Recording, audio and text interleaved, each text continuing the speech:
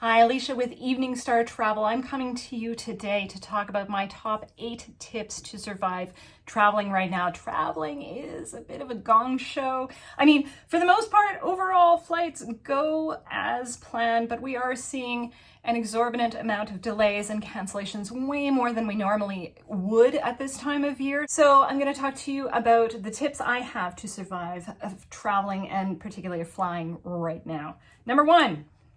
If you can drive it in about 7 hours, I would avoid flying altogether if possible. Obviously, around the Edmonton area, there's not a lot of places, that you could fly to within 7 hours. So it's kind of more in other places. But if you can drive it within 7 hours, then don't bother flying if possible.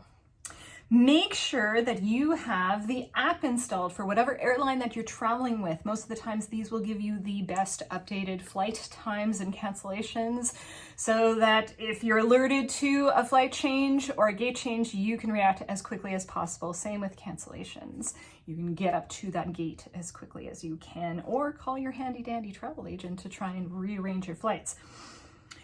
If you can, fly the day before to your destination. Fly a day earlier to just account for the possibility of cancellations or delays.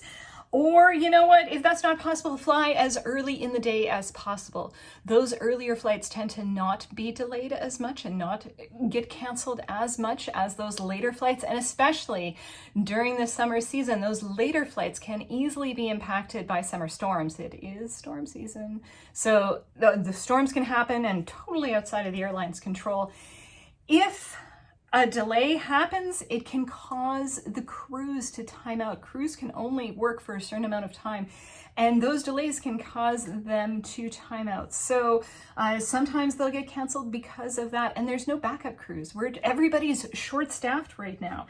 So because everybody is short-staffed right now, my next tip is, again, I know I've said this before, pack your patience. Every place is short-staffed.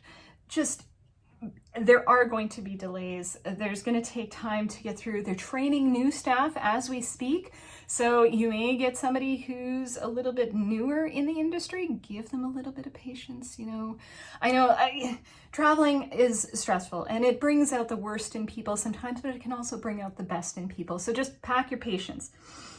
For layovers, if you can, pick a longer layover than what you normally would. My golden zone for layovers is usually about 3 hours, depending on the situation. If you can get a 3-hour layover, that's beautiful.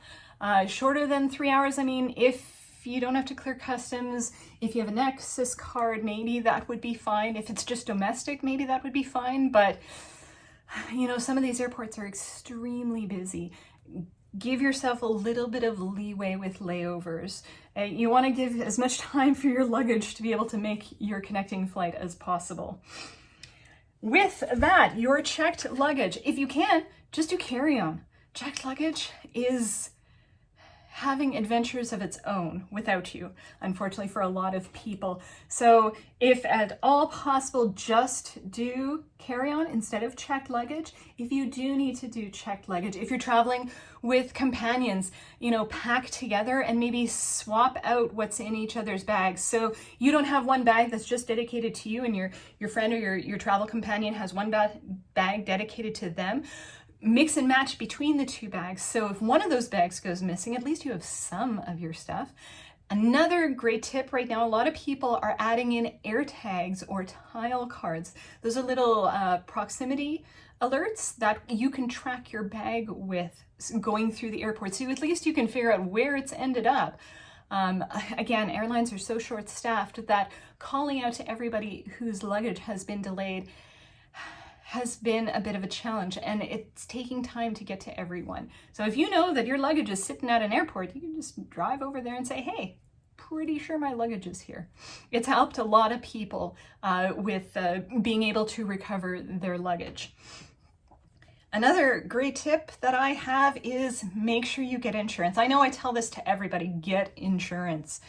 But especially now with all these delays, you can get insurance for lost luggage, you can get insurance for delayed trips, for trip cancellations, you can get insurance for so many things, and generally it's a fairly reasonable price for the amount that you've invested in your trip. Please explore trip insurance, protect yourself and protect your investment. My last tip for the day is when you are booking flights, do not, under any circumstances, book basic tickets.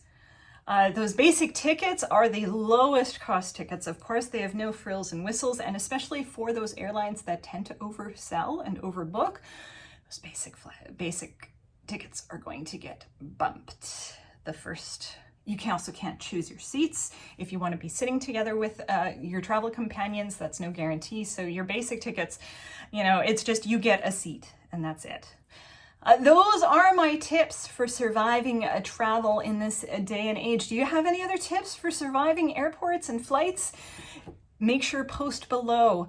When you're ready to start planning your next vacation, start planning as early out as possible. 10 to 11 months is what I'm recommending right now, especially for popular time frames like school breaks. So if you're looking to book a trip in the next 10 to 11 months, reach out and let's start planning now. This is Alicia Mitchell with Evening Star Travel. You have a great day, everyone.